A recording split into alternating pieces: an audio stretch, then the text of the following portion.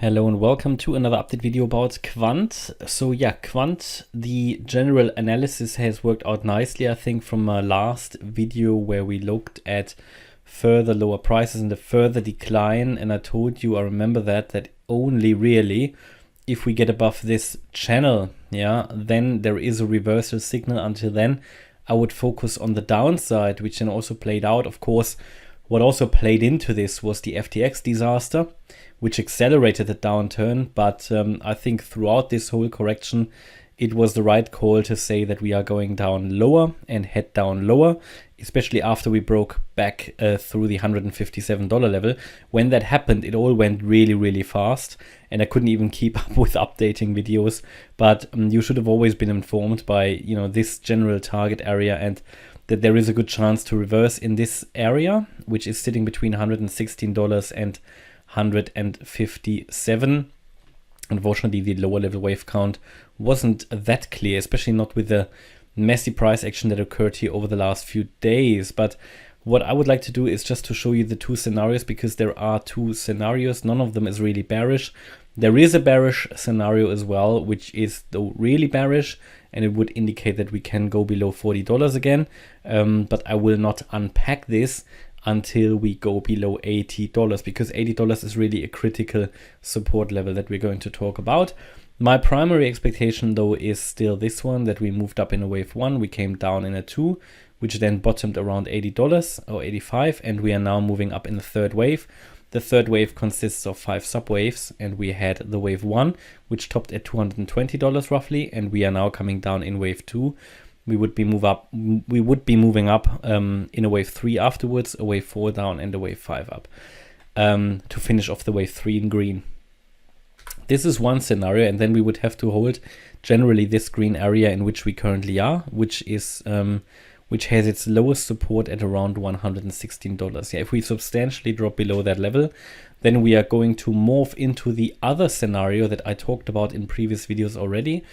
It hasn't been my primary scenario, it still isn't, but we need to be ready for it, because the current price action is not really what I like to see. So even though the primary expectation worked out, but it's still not the way the price is developing at the moment and behaving is not really what I like to see, and I would rather suggest we are going to morph into this alternative scenario, which I'm going to talk about now. And this scenario would indicate that this whole move was a wave 1, and to do that, to get that done, I would have to change the subwaves in here. That's possible, and then we would also be coming down now in a wave 2 and moving up in a wave 3 next. The key difference though, is that I have to draw, when I draw the target area and calculate the targets, I have to draw the fib levels differently, and then we have a chance to drop all the way down to $80 in this scenario, to the 78.6% fib level. And it's basically, what can I say, unfortunately, in both scenarios the targets morph into each other, so there's not really a clean cut. So the thing is, if we drop below the $115 level and stay there, then I think we are in the, let's say, alternative scenario. Problem in this scenario is that also here we can easily find support at the 61.8% fib level at $112. To be fair, we pretty much did that.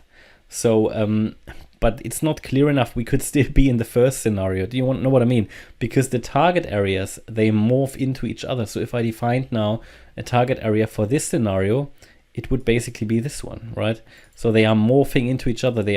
You don't get the clicker. It just becomes a huge target area, which is not great. It's not really helpful, is it? But I think it's important to know the key support areas, which are $112 here at the 61.8% fib level, and then $81. Only if we go below 81, then I think we can drop below the $40 level, which was the June low. What I don't like at the moment about this is the lower level price action, because we are below key resistance, and what we're doing here looks really corrective. It does, and it looks like we're getting into an apex now, and it could really crash down again. So this looks to me like an ascending wedge, which what we're doing here. And we are just heading just now into the apex, and this always indicates there will be an impulsive move. I can't tell you in which direction it will be, but the shape of that wedge suggests we are going to come down. Okay, so what I would really like you to understand is that obviously we've come down here in what I believe is a wave C. Yeah, and there's ways of counting this move down finished. The problem is the current development, the current price action here, which would rather suggest that this here is actually the wave 4 and we will come down once more in a fifth wave, right? So a bit like that. It's not entirely clear. It all depends on, I think, in which direction we are going to break out from this wedge. And basically then when we go below the $108 level, then we are pretty much ready to make a new low below 105. So unfortunately there isn't much support beforehand. But if you look at this wedge pattern, you can actually already say that, let's say we drop down, this could be, in the bullish interpretation, already a leading diagonal to the upside. But even with these wicks here, it doesn't look very strong. So should we come down now? Basically, if we look at the fib levels, we need to hold the $111 level. If we get below that, well, I think then we can retest the 105 and we'll probably drop below it. But primarily, I would see this actually as a correction and then come down the way this is developed in the last hour as well, because this really looks like a wedge. Yeah, which could be a leading diagonal, but the strong rejection up here at $135 doesn't really suggest that there is a lot of strength in this, but we need to be open to the idea because the pattern to the downside could be full. Basically, what I can help you to understand is that what would be the reversal signal? The reversal signal for me would be a break above the $135 level, which is this resistance. If we get back into the channel here and break above the $135 level, that would be quite a sign of strength. And then we can take it from there, but that would be really good reversal signal.